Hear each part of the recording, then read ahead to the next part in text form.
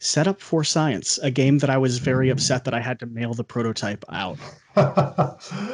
So giving the quick overview in case there's anybody here not familiar with it, it's a real-time cooperative dexterity game where you build cures to deadly diseases using wooden blocks, kind of like you might play with when you were a kid. The gameplay is fairly, I don't know, strategic doesn't give the right connotation, but it's there's a lot of player agency in that you are, in fact, designing the very things which you're going to build.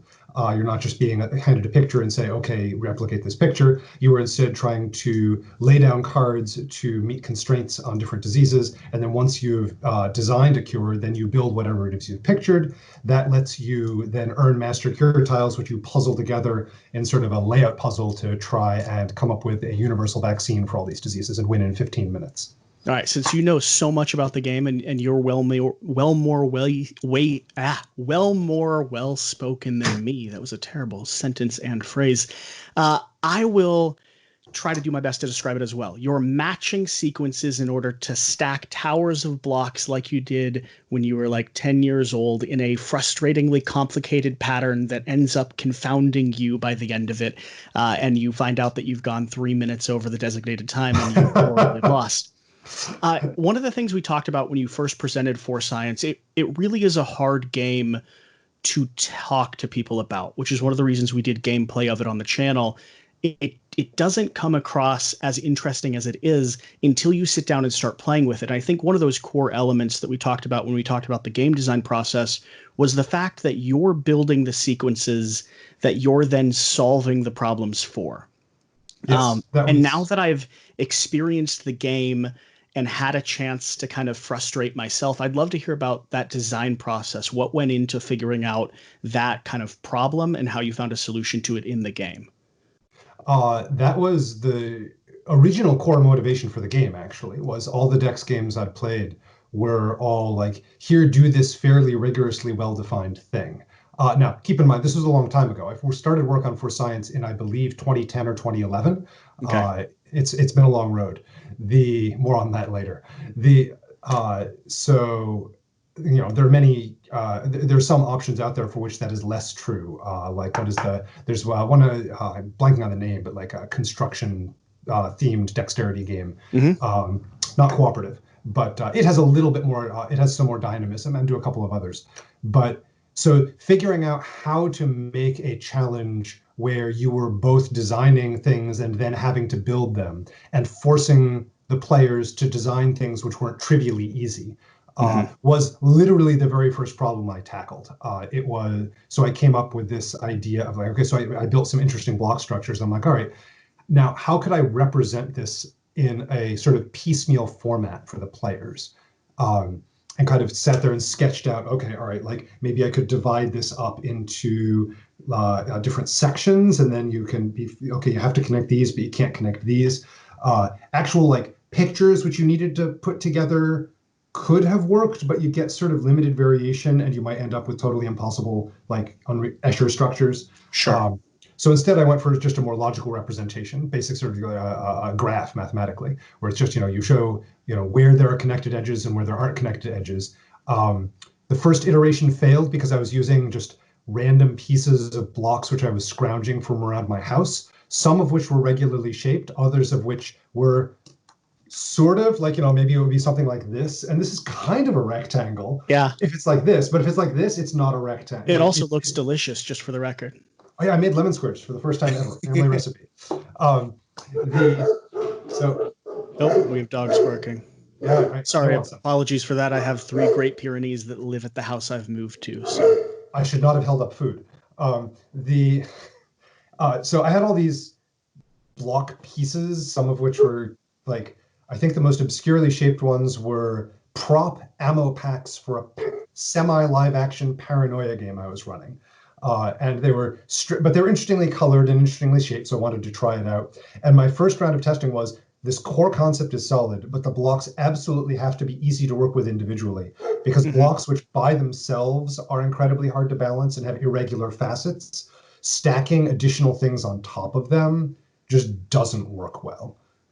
Even like if you look at junk art, which has all these really like strange shaped blocks, all of them have like, you can put a thing on top of them. They all have flat surfaces. They all have parallel planes. There may be one or two exceptions, but if you have something which is just all oblique angles and there's no flat planes and no parallel surfaces, stacking it to any reasonable height just becomes untenable. So you have some shapes there that are like have curved on some of the edges, and Jan oh and I yeah, had a specific moment that I remember where we yeah. discovered we could flip it sideways and it was then flat. Yes, yes. That was quite a challenge that the simplest things seem to confound us, which is why we perpetually lose. Well, also you're working off a draft rulebook. Like the final rulebook is going to make a point of showing like you can use the triangles and Mm. half moon pieces sideways because that is the most common thing that players don't realize and which can result in the game being literally an order of magnitude harder. So building into that idea of everything needing to be kind of mathematically fit together. How did you Yep. start getting to the shapes that you actually arrived to? Because we built some puzzles during our playtesting that didn't seem like they should work until both of us looked at them and then Yep. figured out that like with a little bit of leaning and tilting something the right way, Yep. there was a way to get the orange brick 3 stories high to connect with the blue one, but not touch anything else. But it Yep. was really hard. It's pretty impressive, actually. One of Ted Vesenes, who is a fellow game designer and who we playtest stuff together. He was a lead developer for Spirit Island, but I think he has put forward the hypothesis that there are either no or vanishingly few truly impossible builds in Mm. For Science, but some of them may be beyond the ken of most people. Uh, Someone's going to find one. You know that's the case. Oh, I actually like there used to definitely be some, but like probably three-quarters of them were the fault of one design card. Mm. And so like I ended up cutting that design card and abruptly impossible builds stopped showing up nearly so regularly. Now it just gets So to the point where it's like I think this is theoretically possible, but practically speaking, I'm not going to be able to do it without spending half an hour. for sure. So starting back all the way back with that core concept, the idea Yep, of wanting to design a dexterity game that yep, made me build the problem I had to like get yep. frustrated with. What Most was that design unrealistic. process like? What was kind of the last, I guess it's been about 10 years now that you've been Yep, working on it. yep. What's that been like? What are some of the key moments over that course of time? So the initial game so the core design mechanism and build mechanism came together extremely quickly. Mm. So playing design cards out, uh, having some sort of constraint on them in terms of number of design cards you need to have, and some limitations on what had to be pictured on them. And then once you're done with that, building a block structure using the connection rules as they currently are. Those snapped together super fast. The what I'll call the initial incarnation, although it was really N+1 or N+2. But the first version, which I brought to conventions, Mm-hmm. then had a third system of manufacturing, where each of the design cards had one or two colored symbols along the side. And you then needed to take, you had a limited number of factories, which were, one of these 5 different colors. And you had to lay them out. The very early prototypes before I went to cons involved like on a freeform hex grid. Some of them were directional where the factories would point to each other and you had to make a layout Okay. where one factory would lead to another. And the idea is you then have this design, you need to build the blocks and you also need to manufacture the stuff along the side. And you need to have a sequence of factories. So if the sequence of colors along the edge of the card goes like, purple, blue, blue, pink, purple, then you need a sequence of factories, purple, blue, pink, purple, following the arrows. Um, or in later versions, there were no arrows. It was just you're on a grid and you kind of move back. I'm gonna go stop those dogs just for a Okay, sec, all right, if no everyone doesn't worries. mind. Oh.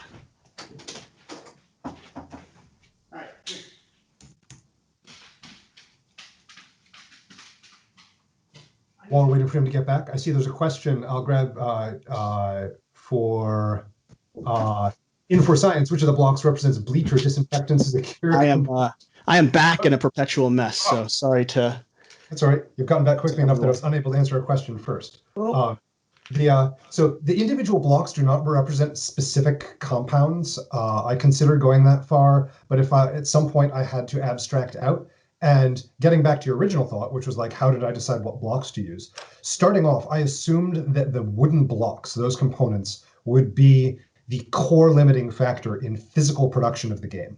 Hmm. And for that reason, and also for my own prototyping sanity, because wanted to have to build out a custom set of wooden blocks, only to be told, no, those aren't feasible. I went to Amazon and I'm like, okay, what is the, least expensive set of wooden blocks I can get to play with, which are also Mm-hmm. blocks and actually share dimensions in common. And there's a wildly popular kid set of blocks by Melissa and Doug, which were available for like, $20 minus discount became like $15. And so I did some back of the envelope math. I'm like, okay, all right, like worst case, if it ends up infeasible to include actual wooden blocks in the game, you could actually like run a game like, here's all the components except the blocks for as a $30 game, and then you can go buy the blocks for $20. Now, as it turns out, the wood cost is much less cost prohibitive than I had originally anticipated, which is why Grey Fox is able to offer as a Kickstarter thing Sure. this getting a second set of wooden blocks. Like in the Which I universe, actually really like. my headspace was in, I that would have been totally impossible. So it works out. It is also plausible, like the manufacturing specs for kids blocks versus these blocks might be different. I don't know. That is 1 or 2 degrees removed from me. I So was really excited when I went to the Kickstarter page and I saw that the second set of wooden blocks is kind of these just generic non-colored versions because yep, it raises the complexity in a different way. yep, And I think that's interesting. One of it the is. areas that I saw people talking about on the Kickstarter page, especially in response to the video that we did, Mhm. I was curious about getting your response to this inquiry. I've heard a lot of people like possibly frustrated by the fact that you continue running the clock when you're securing or when you're double checking other people's builds. Oh yeah, I've yep. heard that I saw that comment pop up 2 or 3 times, Hmm. possibly from the same person. It might have just been from Jan repeatedly. Uh, Hmm. and I was curious what your take on that would be. Should you potentially pause that clock, or is it built into it that like within that time you should be able to solve the problem that you're facing? Oh, it's totally built in. Yeah. One of the skills of the game is learning to translate back and forth between designs on cards and physical structures. And you do that in one direction when you're building structure. You look at the cards and then you build the structure. And you kind of do it in the other direction when you're verifying a structure. You look at a structure and you make sure it matches the cards. Hmm. That is part of the skill of the game. Doing it under time pressure is part of the pressure of the game. Yeah. Now, is there an incentive? Something which has come up in playtesting is 1 or 2 people are like, well, I feel like when I'm verifying somebody else's structure and I see something which isn't quite right, I just like, I feel like maybe if I just let it slide, then we'll win. And it's like, well, yes, you can cheat. Like, that's an option in Sure. any game. And in real-time games, that's doubly true. Like if you're playing Escape Curse of the Lost Temple, like you could roll a die which is black, has the black sigil on its face, and which you're supposed to leave locked, and just like pick it up and hope that nobody notices and kind I of didn't like roll go any with of those. it. I've never once rolled any Yeah. of those. And yes, you can totally cheat in a real-time game. You Hmm. shouldn't because you will undercut your own fun. Um, if the concept of doing verification under real time stresses you out, then I'd say play the game once or twice using the untimed variant so you become a little more Hmm. comfortable with doing it. But the game has a momentum to it. The game is real time, and it's real time for a reason, and that's to create a particular atmosphere during play. And if you hit pause every time somebody needs to verify, especially in a larger game, like if you have 5 people, then somebody verifying a build, that's 1 out of 5 people. The other 4 people are all doing stuff while that verification is taking place. Mm. And so like you don't want to just like crash the game to a halt every time somebody verifies something. Like if there's somebody slamming through workshop builds very quickly, that could literally be like play for 10 to 15 seconds, stop. Play for 10 to 15 seconds, stop. Like, Hmm. no, that's just terrible. So if people want to experiment with that to get comfortable with the verification, sure. But like honestly, that's what part of the clock is there for. The very first iterations of the Sure. game only ran 10 minutes, not 15. Oh, Uh, interesting. it's been expanded out And we until needed a version that ran at least 20. When it when it comes to that play dynamic as well, Yep. what were some of the biggest challenges you had in terms of getting the game to the stage that it's at? Could you be a little more specific with that? Across kind of play testing and things, what were some of the areas that in earlier versions of the game you either had to trim out or cut out in order to get the game to the point where it runs and flows? You mentioned that it originally was at Yep. 10 minutes. That was potentially maybe too hard for the majority of players. Where was that like balance point? So what it was so that if there were a single story to this game, it would be the story of system number 3.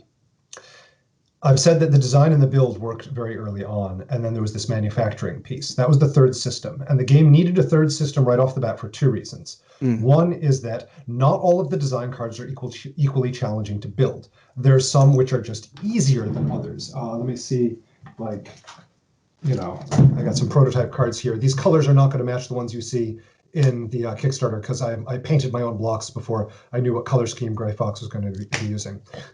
So like this card here on the video, there's four intertwining blocks. And then there's this card, which is a single cylinder. I like that One card. of these things is easier than the other.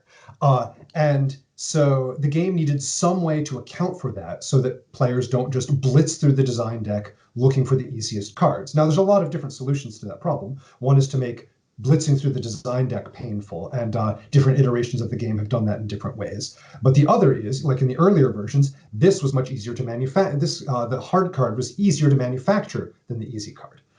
So the third system was needed for that. The other reason that a third system was needed beyond design and build was in order to let the game scale to 6 players. Because if you have 6 of each block piece and you have a reasonable number of diseases to be working on, some versions have 1 per player, but once it goes beyond like 3 disease pieces being worked on at once, it becomes a little too chaotic, too much table space. If you have 3 diseases out there and a finite block pool, once you go above 4 players, people start running out of things to do because all the blocks are in use and there's nothing productive to design. So you need some other part of the game that players can focus on in order to accommodate 6 players. Well, and that secondary puzzle is actually really difficult as well. Like it seems like the first few times we played it, it wasn't a focus. It wasn't a thing that we thought was going to be challenging. Yeah. But trying to sitting down and trying to solve these other elements, they're actually just as complex as your main feature, which is frustrating.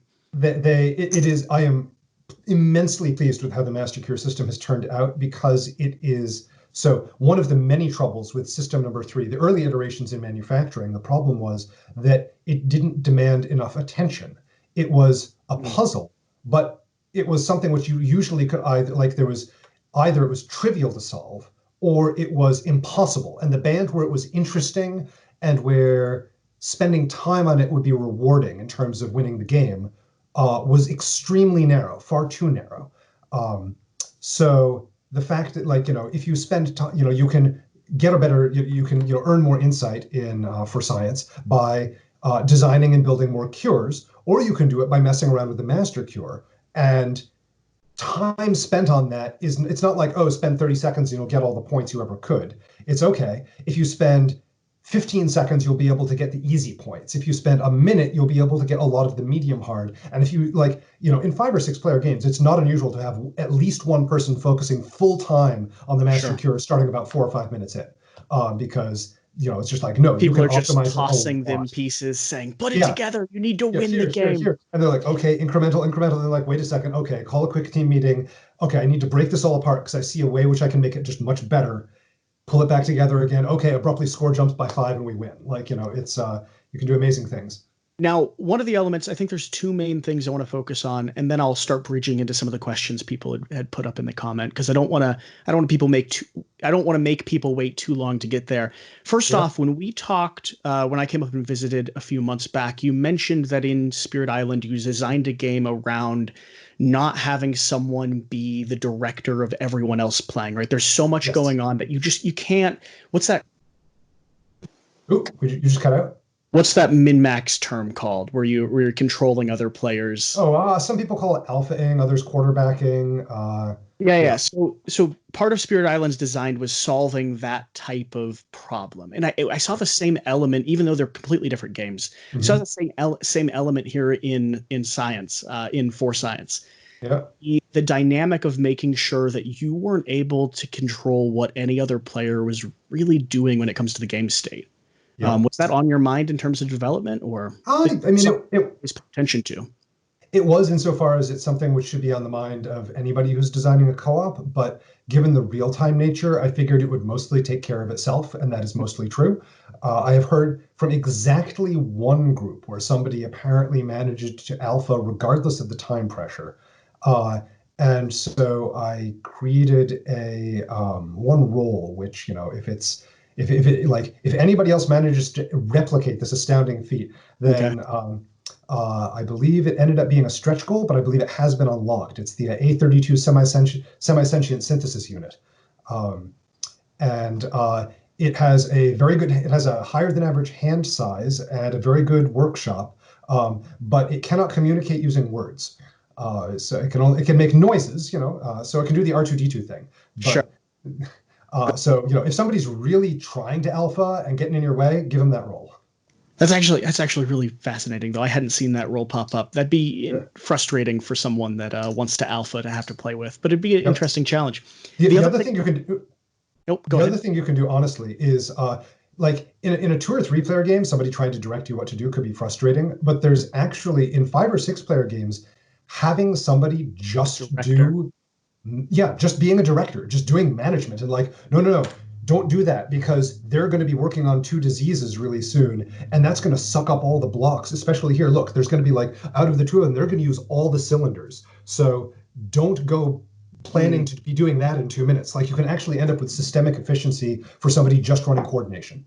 Yeah, 2 players, we never ran into an extreme limit on the resources we had on hand, but I could totally see that with 4 or 5 players, especially getting up. The other big thing that I wanted to touch on before I start going through some of these questions is, at what point did the theme start tying into the game? At what point did that connect? Because so much of the design of the game feels right in line with that kind of, molecular structures piecing together and building chains and solving these patterns. So early on, like, I brainstormed theme early on, and that sort of molecule building seemed to be the best fit.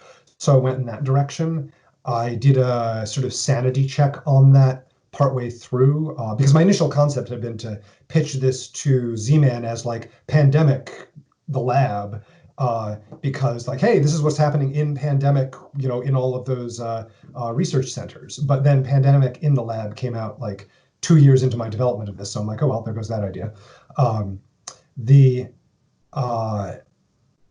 So I did a sort of middle development, thinking, okay, like, am I going with this because it's a default, or is it really the best theme? Did a bunch of brainstorming and talked to a bunch of people and came up with, no, this actually really does appear to be the best theme. Like, it's evocative. The physical mechanisms of the game are evocative of this theme. So, great.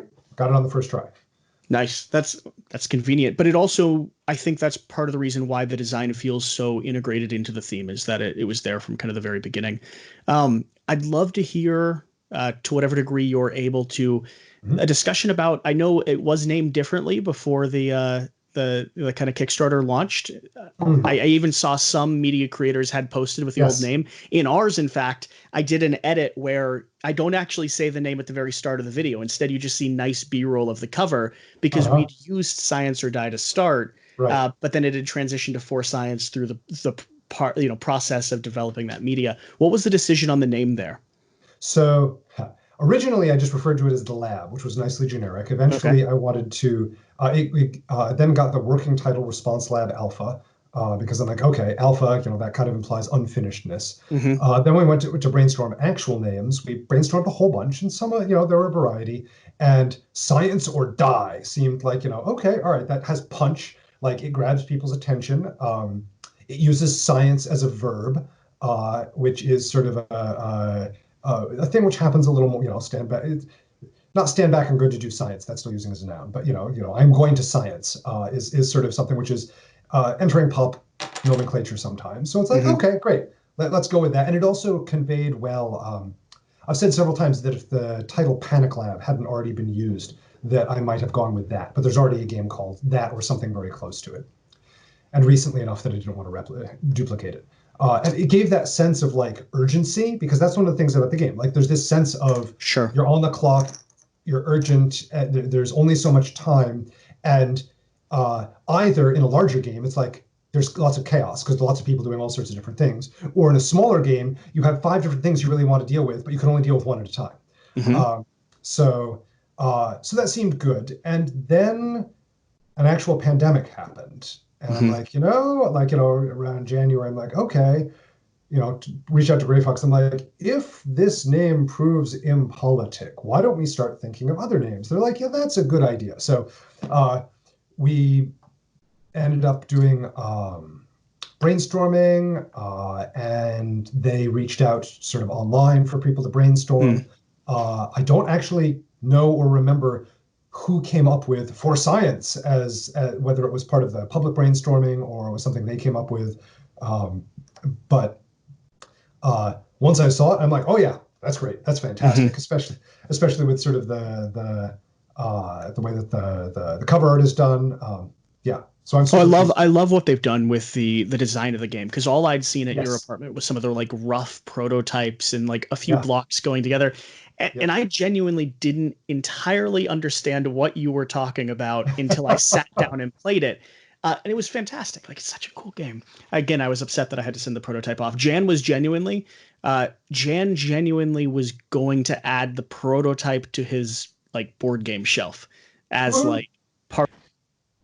Oh, I cut out there for a second. My mic keeps cutting into my computer audio and then back to me, which is annoying, but I will figure it out. Again, this is the first time we've done one of these. Exciting, but also full of problems. That's all right. This is still in prototype. We're not published or on Kickstarter yet, so that's right.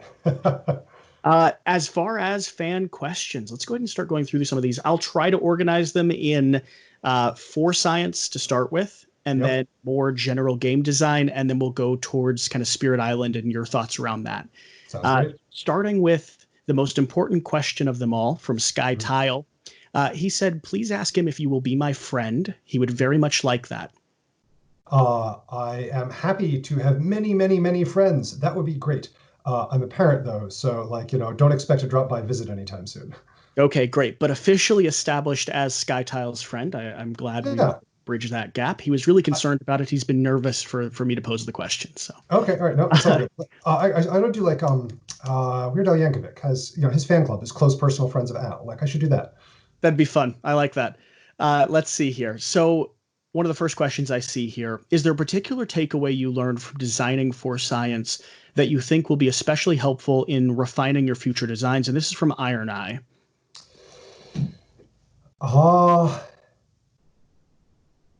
There's probably several. The one which leaps to mind because it is part of the sort of like the largest story of the game's development is to always keep interest curves in mind. Are you familiar with the concept of an interest curve? Probably not. Assume I'm not familiar with most things that sound intelligent. Okay, so the idea is that for anything which you're engaging with, which be it a movie or a board game or a novel or whatever, at any given instant, there's some amount of interest, some amount of it drawing you in. Okay. And in general, there are certain patterns of interest which tend to be more pleasing to people. Starting off with a little bit of a boom is kind of nice. It grabs people's attention. It gets them curious enough to continue forward. Sure. And after that, you tend to want to have escalation, but also some periods where the escalation backs off a little bit. So you end up with this sort of rising interest, which could be also rephrased as rising tension in plot. You can also, there's a lot of different places, absolutely, and theories that it keys into. But the idea that you kind of want to go up and maybe relax a little, up and relax a little, up and relax a little, and then kind of reach this big crescendo followed by a very sort of a denouement, which is not too long and mostly ending. And the trouble and the reason that I went through umpty bazillion iterations of system number 3 for Science was that the interest of building the block tower to build the cure just couldn't end up being topped. Anything which was necessary to cure a disease after building a block was always an anticlimax, no matter what it was. So it took me way too long to realize that. And then the secondary lesson would be, once I realized that, I'm like, oh, okay, so if there's a third step, it has to come either before or concurrent with the build. And so I experimented in that direction, and I found some things which worked okay, but what ended up being the actual solution was no. Curing one disease is just those 2 steps. It has a really good arc already. It's just that then that feeds into a different system That starts to be some of those hills that you have that you're climbing throughout the course of the game, but it's not the crescendo. Exactly. Rather than trying to cram a third step into the interest curve for a single disease, instead, you just let that be what it is because it was already working great. Don't mess with something which is working. And instead, you have the results of that interest curve for that disease feed into a larger scale thing, the interest curve for the master cure. And that starts off, a single disease gives you a little bump in the master cure. So you can cure disease after disease, and it rises over time. So instead of trying to take one and stretch it out artificially, leave one short and use it as part of a bigger one. I like that a lot, and I can totally, as you're describing through that, I'm familiar with the concept of it, just not the official term. And you can totally feel that throughout the course of the gameplay. The reason the end, either win or loss, feels so impactful at the end of that 15 minutes, or in our case, 18 minutes. I'm still disgruntled about that. We actually got to the end and then checked the time and realized we'd lost, which was horrible, but also really fun. When you hit the 15-minute mark in the video, I'm like, okay, I guess they either didn't start playing until 3 minutes in, or maybe they're just playing to 18. Because in the final version, like, one of the ways you can modify difficulty is to change how much time you give yourself.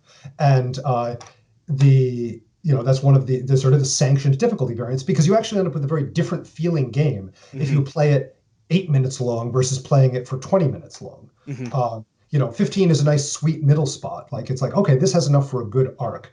But you can try a blitz game. In that case, your special powers aren't going to amp up as much, but you can do it. Or if, especially in a smaller game, you can go for longer. And then there's a little more pacing. There's a little more, okay, we have time. Just make sure not to get hung up on one of those 10-minute builds, and you're all good. So a question from the obtrusively loud goose that happens to roam about our Discord server. He can see some abstractions based on real-world tools like DNA sequencing. Is there any other real-world processes that you're transcribing into board game form? Any other ideas you're playing with? So in For Science, this one actually, I guess, bridges outside of For Science slightly. I should have read the question better. But he sees in For Science like actual properties that exist in the real world transcribed into a game that you can play. Are there any other ideas or concepts you're exploring that bring real world experience into kind of a game state? Let's see. Can you give any of them away? So a lot of my attention these days is on Spirit Island and For Science, because those are both in the middle of development cycles. And also, as it turns out, real world pandemics are really distracting, especially when you have 2 kids at home. Sure. That being said, let me take a moment. I'm going to turn my back on the camera to look at my big shelf of prototypes and see what springs to mind. Perfectly fine. I'll go yell at the dogs while you're, or read through these comments and find what questions I need to ask.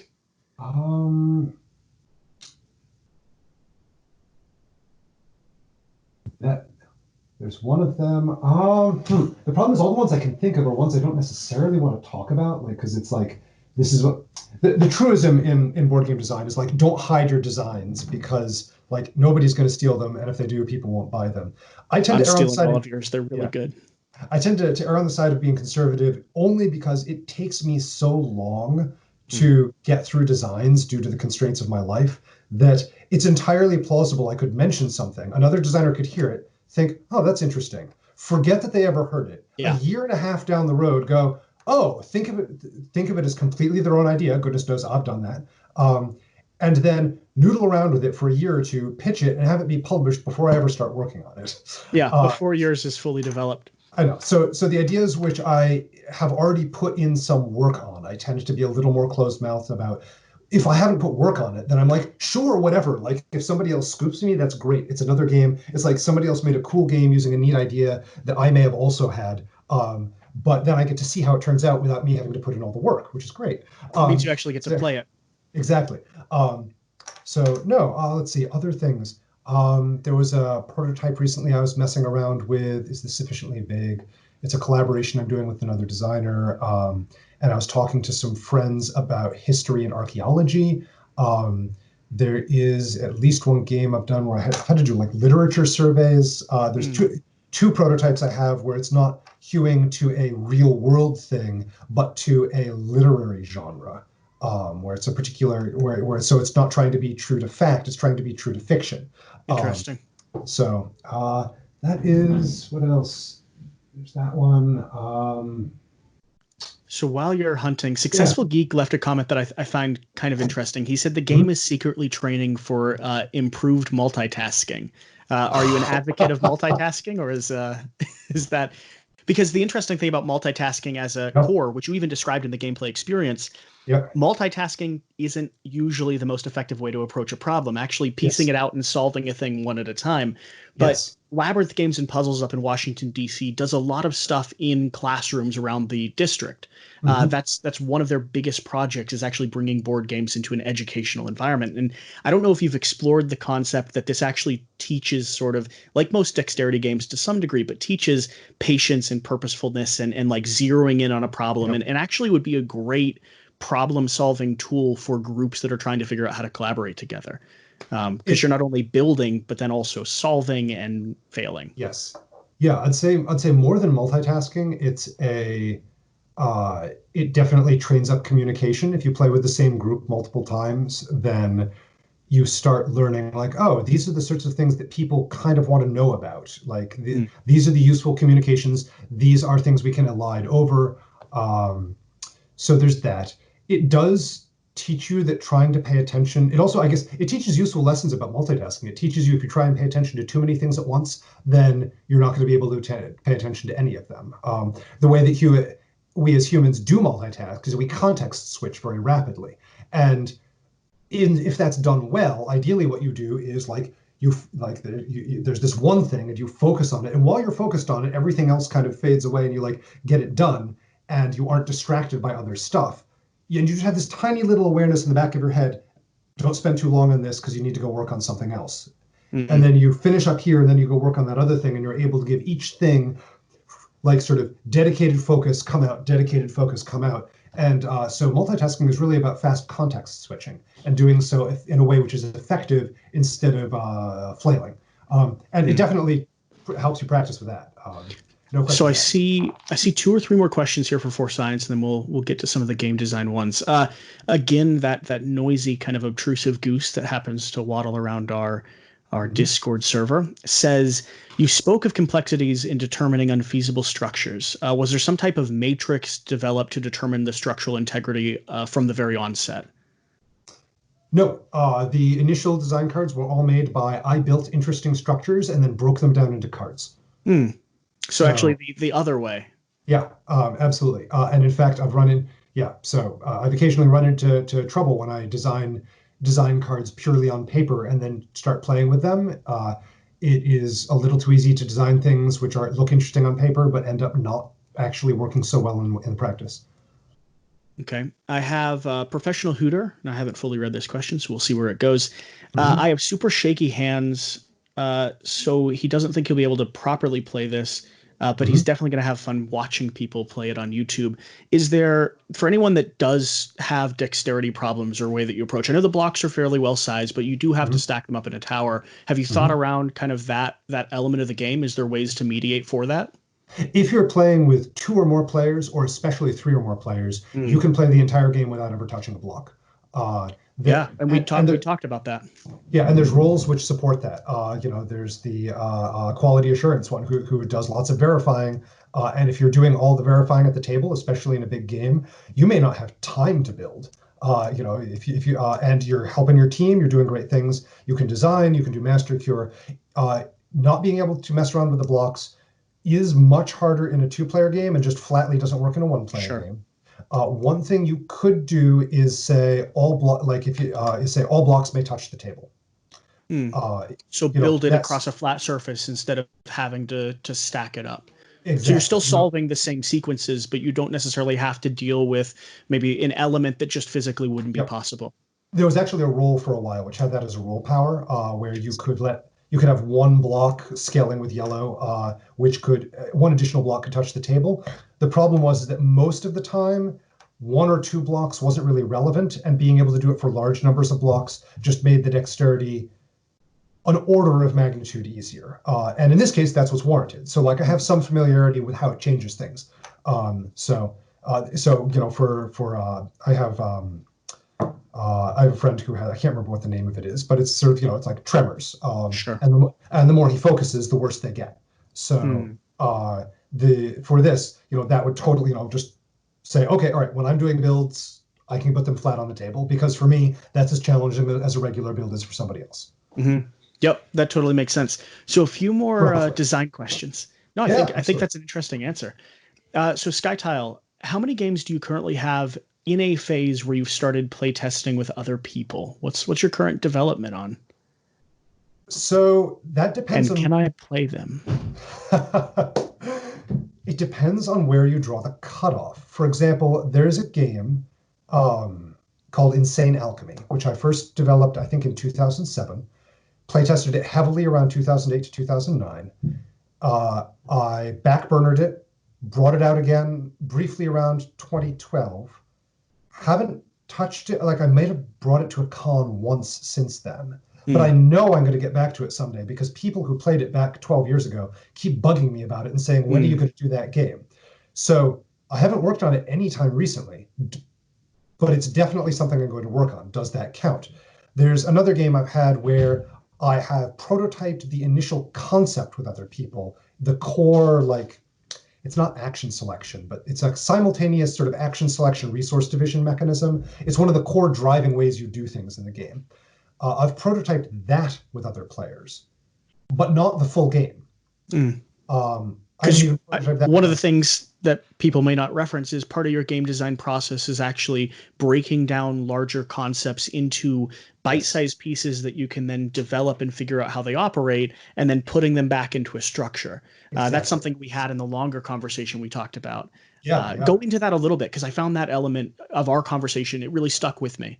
Sure, yeah. Like, if there's a mechanic which a game hinges around, or any system really, but especially ones which are sort of centerpiece to a game, which are going to be core to it, like building is for Mm, science, then I want to test that first, because if it doesn't work, then the whole idea falls down. And if it needs to change, everything else in the game will need to change around it. mm, So I want to verify it first, because in general, like, one of the big rules of game design is iterate as much as you can. The more you iterate, the more you'll understand your game, the more you'll be able to fix things wrong with your game. And the and because of that, anything which gets in the way of fast iteration is sort of an enemy. This includes doing artwork too soon. It includes, like, any number of things, but one of them can be, don't test an entire game when testing one system will do. So, like, there's like the collaboration I'm doing right now, the core system for that collaboration, I pulled out and then I just slapped this completely generic train game on top of it. Like, literally banged it out on my computer in like 2.5 hours, and brought it to a game night and we tested it. And people were like, huh, well, the game as a whole is meh, but this part of it, pointing at the central system I was trying to test, that was fascinating. And I'm like, great, success. that's all I Um, was running. Yeah, that was the game. exactly.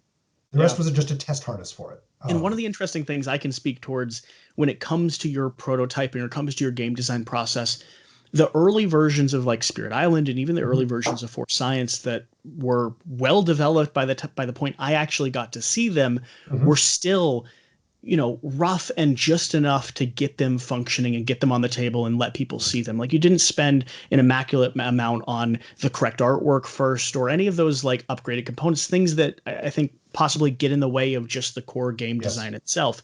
And so if any designers are listening, trying to like gauge how they should go through the process of designing their own game, you don't have to spend piles of money on fancy components and upgrades and mechanics. Like, make sure your core game is good and someone will pick it up and bring it to the table and you'll have an audience fall in love with it. And I think that's true. I mean, that's certainly true for Spirit Island, and I think people are going to absolutely love Force Science when they get it to the table.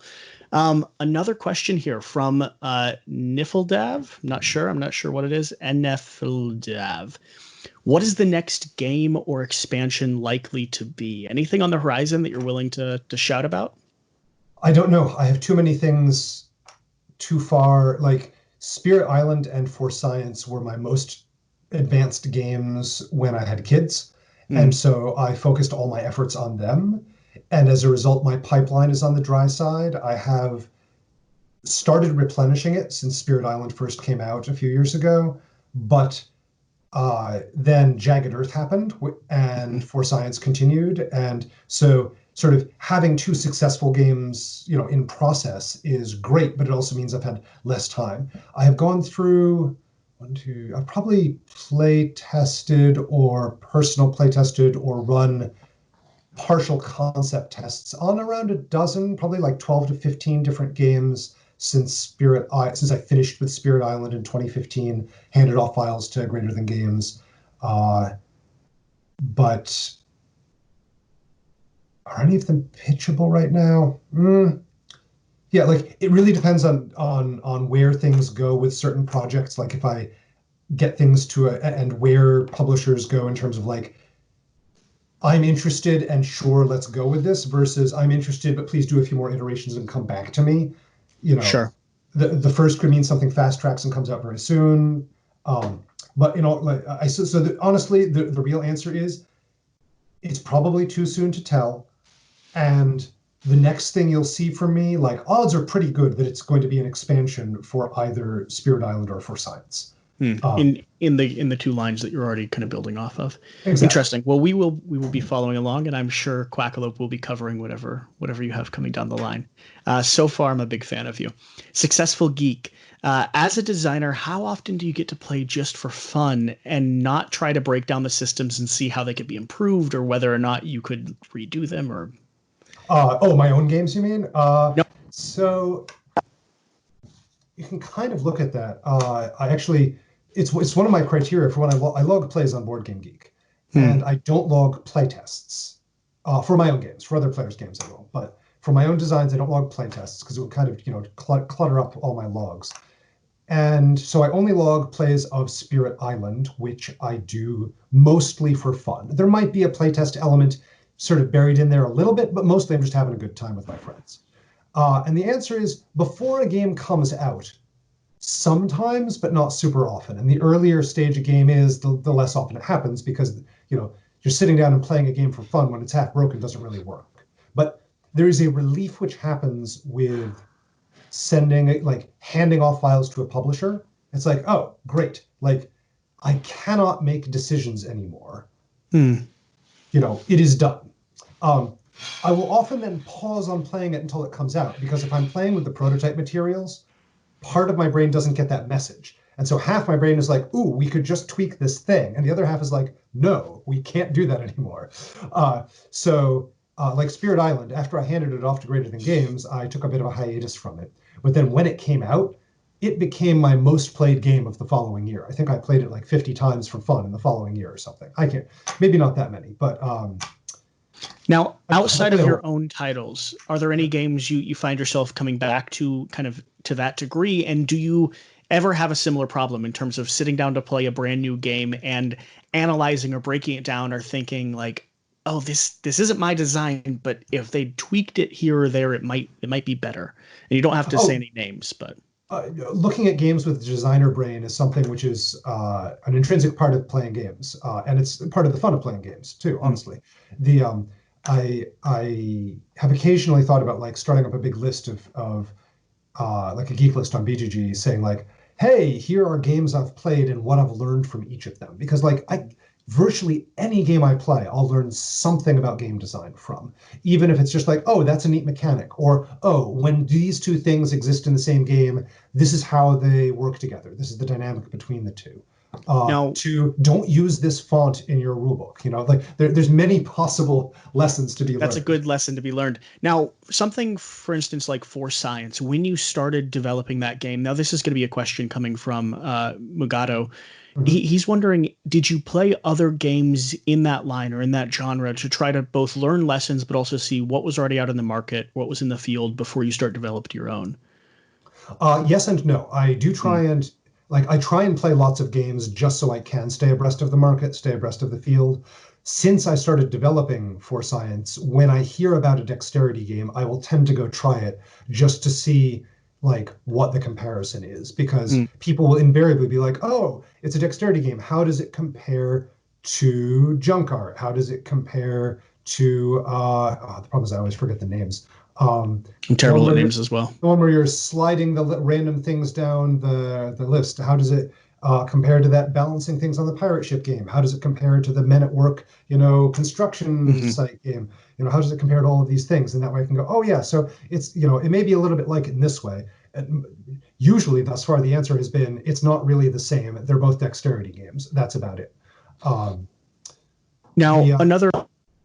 So I generally try and stay abreast of things, but for a given game, I might do a web search on similar games to make sure I don't reinvent the wheel. But at this point, I am more immersed in like the number of new board games I play per year is probably higher than 90% of people who play hobby board games. You know, there's certainly a core of dedicated people who are as into it as I am and don't have kids. How many do you think you play? New ones do you table a year? I think on average about 100. Okay. I may be wrong on that. I can look. Anybody can look it up. If you That's a good number. BGG stats, then you can figure it out. But I think it's in that rough order. It's certainly not fewer than 40 to 50. It's certainly not more than 150. So I figure like, sure, I might miss something, especially these days. So many games come out. Nobody can keep up with all of them. So the best you can do is just have sort of a light sampling of the field and keep your ear out for the super popular titles and be aware of that. But to jump back, other games which I want to dive deep on, because I do a lot of surveying, like play a game once or twice just to get a feel and learn from it. And then if it doesn't call to me, don't go back to it. But there are a few games. I'm actually wearing a shirt for one of them, Argent Consortium, done by Trey Chambers. Okay. This is Argent University. So that's one which I really love and have played like 20 plus times and just, keep bringing that back to the table. I really enjoy it. There's a few others, but I don't get as much time to play games as I did before having kids. So, sure. Although that is part of the process. I think a lot of people listening can relate to that. Keep switching from my Rode to my computer, which I'm going to have to solve after this is over. Another question. My kids are now playing games with me. We've been playing a lot of For Sale recently, which is something nice. I hadn't played recently, but they're really taking to. Another question from Magato. Do you put theme, player experience, or gameplay first when it comes to game design? I think that's the phrasing of that question belies the underlying reality, in that there's two pieces to it. There's initial inspiration, and that I can give a firm answer. Usually my initial inspiration comes from 2 out of 3 things: a neat mechanic, a moment of play, like envisioning like one player like moving a piece and doing a thing and sort of the mood at the table, or an interesting theme to explore. And I'll usually get 2 of those 3 things. And 2 of those 3 things will combine and come up with a game idea. Then there's process. Once you have the initial idea, what do you prioritize? And there, it's overall about experience, but the way that you create experience is by mechanics and theme and other things too. So it's kind of hard to answer that. I'll ping pong between mechanics and theme frequently if I'm designing a thematic game. But overall, like, I had the realization, like, sometimes people say, like, it's sort of a recent realization in the industry, like, design for the user experience of playing a game. And then somebody else was asking a question like, why does Jamie Stegmaier keep making more on every successive Kickstarter? And it's because he has realized that prioritized user experience doesn't just apply to playing the game. It also applies to other aspects of the game, like owning or acquiring the game, or being in the Kickstarter for the game. And he's really good at that. He makes it enjoyable and fun and rewarding to be involved. So anyhow, that's a long rambly way to answer. Player experience is paramount, but is composed of other things. So you can't say that you only focus on it to the exclusion of other things, because it incorporates those other things. So question coming in from Successful Geek. Are there any games out there that have mechanics that you don't usually enjoy, but that you absolutely love? Ooh, why don't you ask me another question while I take a quick look at my top-rated games on BGG Sounds reasonable. To answer that question. And I think one of the reasons he's asking that question is because dexterity games aren't usually games he gets to the table quite as often. But he said he's going to be really compelled to try out and certainly watch people play For Science. Let's see. Where's another question here? What is the most common? Oh, this is a Spirit Island one. So let's Let's see. I think I've covered at least the first half section of game design. So let's touch on a few Spirit Island questions here while we think back through it, because they're sort of tied Sure. together, right? Yeah. You're from Iron Eye. What is the most common mistake you see people making when designing custom content for Spirit Island? Or to put it in a more positive spin on it, if you could give any tips on folks who are making custom spirits or adversaries, what would it be? Well, if I want to cheat, I'll say the most common thing is people not having read Ted Vessimus's development notion of a development stack, where some parts of a spirit are more core to them than others, which means both that you should make sure that those represent the more thematic aspects of the spirit. This is by the I think the lowest level is like special rules, followed closely by innate powers, followed by unique power cards. And then on top of that, I can't remember his ordering, but like presence tracks and growth are all on top of that. But the idea is that first of all, the spirit's theme should be reflected in the things which are most active, and innate powers will tend to fire more often than unique power cards get used. Special rules will tend to be active all the time. And second of all, that in addition to having those thematic parts there, that you want to try and pin down those parts first, like focus your testing there first, because if those change, everything needs to change. It's kind of like before when I was talking about systems testing, isolated concepts. Like if you have a spirit, Ian Zetting, a great guy. He has a spirit like Shades of Sun and Moon, something along those lines. I can't remember the exact name, which is posted on BGG. And it has a central conceit of the spirit as a token which flips between sun side up and moon side up, and what it can do, what its powers do, depends on which is up, which is a really neat central conceit. But it's a different one enough that like if you're making a spirit like that, make sure that's the first thing you test, because if that doesn't work and you need to change it, the rest of the spirit is going to need to change. Find that post which Ted made about the development stack, and he did. That's kind of cheating because it actually consolidates a huge amount of advice into one concept. But that would so someone find the post and like stick it in a chat room or something, and we'll pin it for people to reference. Because I'd like to check that out as well. So if nobody else can find it, I have it bookmarked, so I can if you let me know. Oh, cool. Yeah, if you wanna send it to us, that'd be fantastic as well. Yep. Another question following that line from Iron Eye, which will actually tie back to the game design more or less. Mechanics of Spirit Island and Force Science both produce gameplay experiences that are not particularly well represented among popular games. Contrast that with many examples of engine heavy or deck builders or dungeon crawlers, etc. Are there any gameplay niches? You just cut out right before the question. Are there any gameplay niches that you think are tragically underexplored? Sure. I don't know what all of them are, but I know that there's some. I feel like one which I always mention whenever somebody asks me something even tangentially related to this is victory. Like for a long time, all of our games which we had out were nearly all single winner, everybody else loses, or maybe team versus team. Then cooperative games more recently people have gone, oh wait, like people like cooperative games. Okay, so now we have co-ops. But there's a lot of other possible victory structures. Cockroach poker.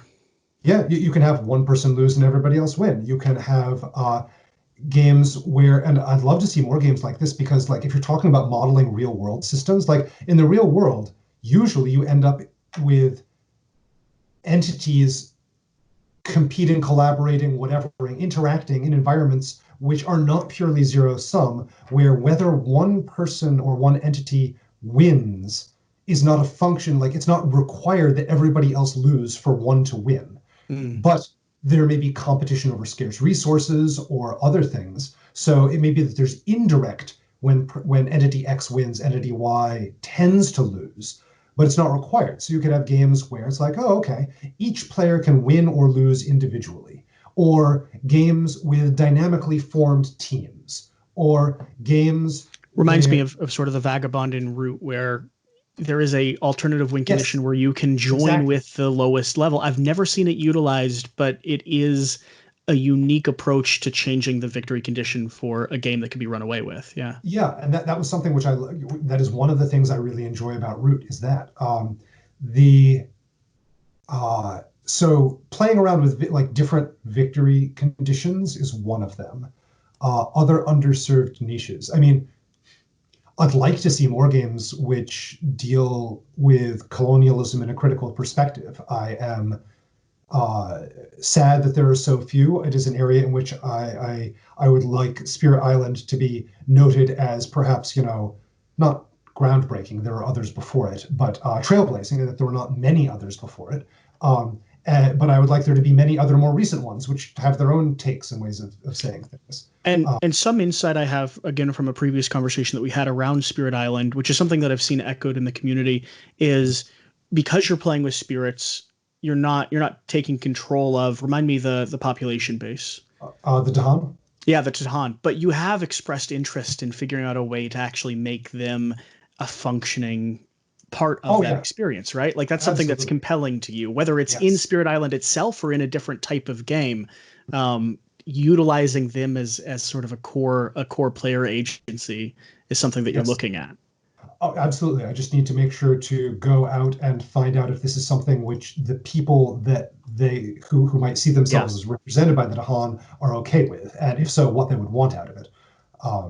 So that's not something I can do on my own. That's something that's going to require other people.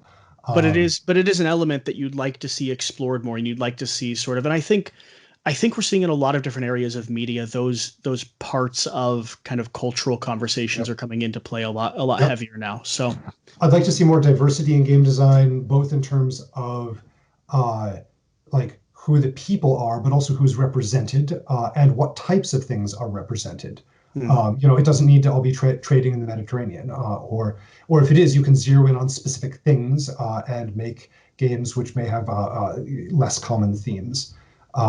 Out of the box stuff where like in Vast, the fact that one of the players is the cave, that's lovely. So any other underserved? So tying to that back to sort of Successful's question there, have you been able to find any games that deal with mechanics that aren't your favorite mechanics, but they do them in a way that actually make you kind of love the game? So that's actually something I've been trying to glance over in the background, but it requires more thought than I can manage while listening to questions. Of course. There are, so in general, one of the things I tend to like in my games is strategic control. I like having player agency.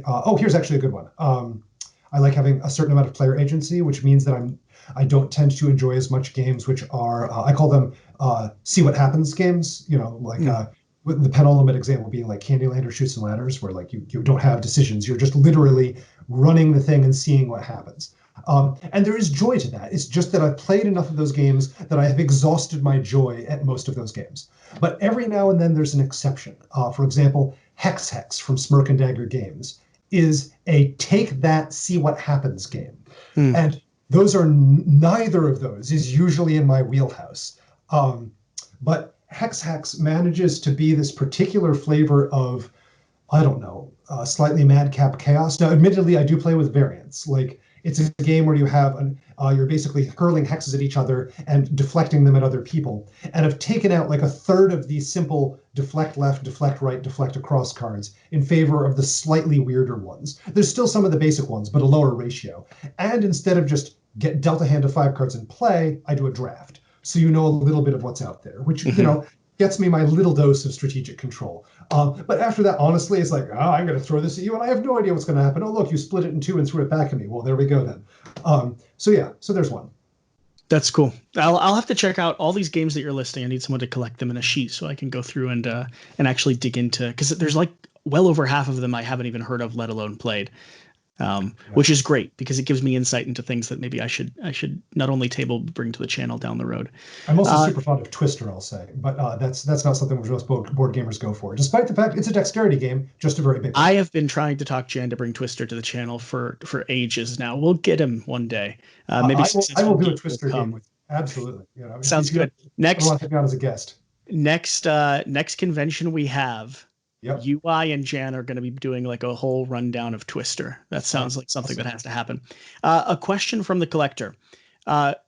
Ask him what idea for Spirit Island really excites him, but he just can't figure out how to make it work thematically or mechanically. And don't give too much away. Yeah. So let's see. Well, there's one I can answer easily because right now I literally can't do it. Which is there's a thing I'd like there's a design space I'd like to play with in Spirit Island, but can't because of how things are currently phrased. Like if it ever happens, it would have to be in a second edition or something. Where is that a confirmed second edition? Oh gods, no. That's just picking on you. Yeah. But we need like all the news sites to say like Quackalope breaking news. No. But like Vital Strength of the Earth has this innate power, Gift of Strength, which lets you repeat a power. What it really ought to do is amplify a power, but there isn't a good mechanism for that in game. And I've realized, like if we'd been a little more careful about what we specified as numbers and what we used as English words on cards, then maybe I could have explored some design space around, add +1 to any number on a card or something like that, where maybe even keyword it, so that would be really neat. But sadly, it is just not possible. I am super excited to possibly make the Dahan as a playable faction, but that is something which I cannot know is plausible first until I talk to a bunch of people, and then even if it pans out there, until I do a bunch of mechanical experimentation. Let's see. Can't give that one away. Can't give that one away. I feel like there were other things. No, that's a few of them. There's probably, if any others crop to mind, I'll jump in with them later. Cool. Another general game design question. We've got into some of the questions that people have been asking while we've been talking. Jakari asks, how do you approach making mechanics that are not only functional and thematic, but also widely fun and engaging? Watch playtesters is the off the top of my head answer. Or if I'm in the middle of designing them, try to imagine what players are going to do with it. Although, like, the difference between I'm sitting at my computer imagining what it would be like to play the game and typing something, and I draw that same card while actually playtesting and in a real non-hypothetical situation and evaluating its functionality, like, it's astonishing. Even after decades of making games, I still end up with substantial, like, what was I thinking when I made this card? There's no way that this is fun / is balanced / will work. How to make things that are broadly fun. Yeah, like, see what excites people, see what... You can't go purely by looks, because some people, when they get really engrossed in something, will look bored out of their mind. Like, in some Spirit Island games, people have, like, shut down. It's like all the affect drains from their face. But if you ask them afterwards, it's because they're incredibly engaged with the mental puzzle. So you need to check in. But you can also sometimes tell, like, if somebody gives specific feedback. Early on in Spirit Island, there was a friend, Kate Hirschbiel, who tested, she did co-op games aren't usually her jam, but she's just playing. She's like, this, that, the other thing. It was incredibly early. She's like, this was rough, that was rough. But I'll say this: the major powers, like, they don't suck. And so I'm like, okay, great. Like, she had a very visceral reaction to that. Like, she drew them and she was like, whoa! Like, she sat up and had this, like, these are amazing, and that was clearly a very positive experience for her. And so I'm like, okay, mental note to self: major powers should be like moment of awesome when you look at them. So a question coming in from Skytile again: is game designing your full-time job, and are you rich? Look, here's the reason I'm asking this question, because I didn't know much about the game design industry or publishing or creators before I was actually starting to do reviews and interacting with people who are part of this production. I do find it really fascinating that whether it's you with Spirit Island or Elizabeth Hargrave with Wingspan, that create games that are known across the depths of the industry as some of the best out there. I'll let you answer the question now. Has it led to your resounding wealth and ability to do this perpetually? So Spirit Island is doing well enough that if I were single, living on my own in a one-person apartment, then I could, Spirit Island would have let me focus on designing other games or Spirit Island expansions and living off of the proceeds during that time. It has not been sufficient. We have a mortgage and 2 kids, but I was full-time game designer. It's kind of weird. It depends on how much time you spend on it. It's not like I'm doing timesheets, so I don't know, like 40 hours a week, plus or minus. For Spirit Island in particular, for most of its development and design, I was also a stay-at-home dad. I was getting probably 15 to 20 hours a week of game design work time during that time, which was mostly Spirit Island work, which I managed to get like mostly by virtue of having family nearby and hiring babysitters. Now, hiring babysitters at going rates for babysitters to do game design work, that is not a way to make money. That is a way to lose money. But it was also recreation and like a time for a break and also following a passion. So it was still worth it for me. The fact that it actually did end up paying off is not something that anybody, including myself, can rely on. Besides the point, yeah, and a lot of games that get launched or get created, no matter how great those games are and what the kind of the core fan base is, won't end up being what Spirit Island has been. There's, a perpetual amount of factors beyond just it being an incredible game. Like that was the starting rope. And then so many other factors go into where it, the community that's adopted it and where it is now. It is an interesting thing about this, this small little community that we have. To answer the other half of the question, I want to preface it with something, which is that rich is a word which nobody agrees on a definition of it. And if you use it, it's an incredibly fraught word. It's like nobody ever wants to call themselves upper class or lower class. It's always like upper middle class, lower middle class, what have you.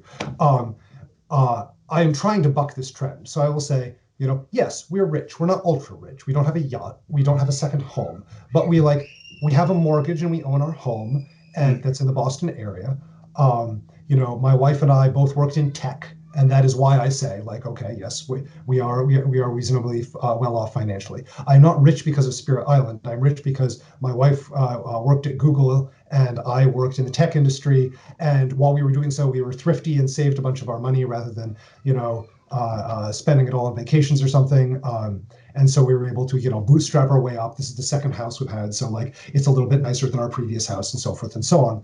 And so we're not living in a life of we're not like Bruce Wayne rich, ultra rich, I'll call it. But if you look at our income or our savings, then we're substantially above the median in America. We are probably in the middle of the upper third, so probably 80th, 90th percentile, I'd guess. I don't know. And I feel like it's probably a good thing if we can start using the word rich for people like me. So, because right now, if you say, oh yeah, you're kind of rich, people are like, no, partly because they don't feel that way, because you have to deal with financial pressures regardless. And partly because that brings out shades of, you are part of the 1%, you are part of this immense problem. And nobody likes feeling bad like that, which means that we can't have a dialogue about it all, because, if everybody is just called middle class, then you can't talk about actual divisions between we own a house, but some of our friends can't afford one. I appreciate the honesty in your answer. Sorry for the soapbox there. So no. Do not design a game in an attempt to be rich. But Rob Daviau gave a great talk at a recent convention during which he mentioned that for financial stability, he really wants to have 8 games on the tail of still earning residuals. So that's a more realistic thing. Yeah, if you're going to be a full-time game designer, that's kind of the point of production you need to be in order to maintain it. For him, and it's always going to come down to the context. Yeah. It's a good gauge. Yes. Another question from Nifldave. I hope I'm saying that right. I assume I'm not. Can you comment on what, if any, of the expansion design space for science looks like? Any thought around kind of where the game might go from this stage? I have thoughts, but I haven't talked to Gray Fox about whether it's okay to air them, so I'd rather err on the side of reticence. Yeah, that's totally fair. Let's see. I'm gonna let my mic pop back in there. All right. When you play Spirit Island with an experienced group, yeah, that doesn't need explanation, or by yourself for fun, is there a setting or difficulty you tend to favor, a default, as it were? Yeah, I'll often go for like difficulty 8 games.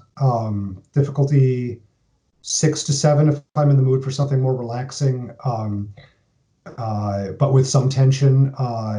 Once I get to 5 and below, I tend to find it like it'll work fine if I'm looking to run something through its paces just to see how it behaves. But for actual like playing a game, it tends to be light unless if I'm playing with new players. That's totally not true, because new players will, in a variety of ways they aren't even aware of, like accidentally drop a number of balls that they don't even know exist.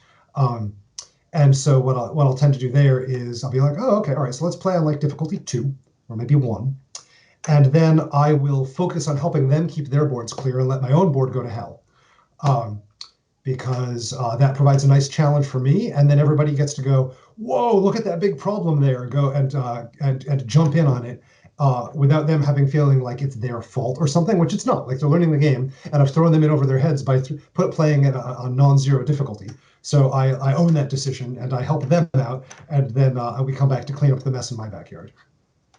So I think that's the majority of the questions. If anyone else has one they want to throw in real quick, it's up in the general section there. The last thing I want to pose to you, first off, thank you for the time you've taken to come hang out and spend some time and talk about games that I like a lot. What is the best way for people to interact with you, connect with you, follow along, and kind of stay connected so they can see what you're doing next, or kind of ask you questions, things like that? Right now, the best way is on Board Game Geek. I'm username Darker there, and you can either start forum questions about Spirit Island, or if you need to, geek mail me directly, that sort of thing.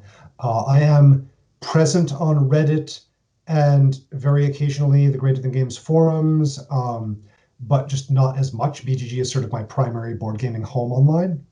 I am in the middle of working to set up both a sort of professional website of my own, and I do maintain an email list of, like, if you would like to be notified when I have a new game which is coming out, then I will send a message to this list. Like, I did one message to that list when the Kickstarter for Science went live, and I will do so similarly for future expansions or games. It's extremely low bandwidth. So that is currently maintained manually by me. So, like, drop me an email at eReuss, that's EREUSS @gmail.com, or message me at Board Game Geek. Make sure to give me an email address. I've had a couple of people like, please add me to the email list. I'm like, okay, what do you want me to add? So you can do that. I'm also, hopefully, once I get my own website up and running, have a way to just add yourself and do subscription management there. So yeah. Very cool. I appreciate the time. This is all going to be recorded, hopefully both audio and video, but I know we got the audio feed, so I will be posting it up here in the Discord server and sharing it out and stuff like that. So awesome. Greater Than can get a hold of it and have people see your thoughts behind the game design process. Great. Thank you so much for having me online. Can I give the 3 pitches for the things which are currently active? Yeah. So, For Science is on Kickstarter by Grey Fox Games. If you go to Grey Fox website or Kickstarter, you can find it. Jagged Earth, the expansion for Spirit Island, is, I believe, still pre-orderable via BackerKit. If not, then it will be, but I believe it will be closing on the sooner side. So you should be able to do that by hitting up the Kickstarter or the Greater Than Games website. And the digital version of Spirit Island is being done by Handelabra, and just this last week went into early access on Steam. It is early access, so there's a lot of parts which are still rough, but overall it's working, it's good. I have enjoyed it the times I've gotten to play it, although since For Science started on Kickstarter, that has been fewer than I would like. I believe I've seen some screenshots already in the Discord when it first went up. So yep. I know some people have played Spirit Island. I'm not sure if it was through that specifically. It's pretty neat. They have both an original game 2D view, a 3D view, and now I think they've just added like a hybrid 3D but original game flat untextured terrain sort of view. So yeah, they're doing lots of good stuff with it. Yeah, it's neat. Yeah, we'll have to check it out whenever you actually have more time, which seems unlikely in the next month or so, but Yes. considering all the chaos going on, I will also make sure I email you Jan's address so you can just send the prototype copy of For Science back in our direction. Oh, no, Sooner or later, we'll just Yep. So, all yeah. right, I'm gonna go ahead and disconnect from the Discord. Okay, have a good one, everyone. Thank you so much for So tuning in.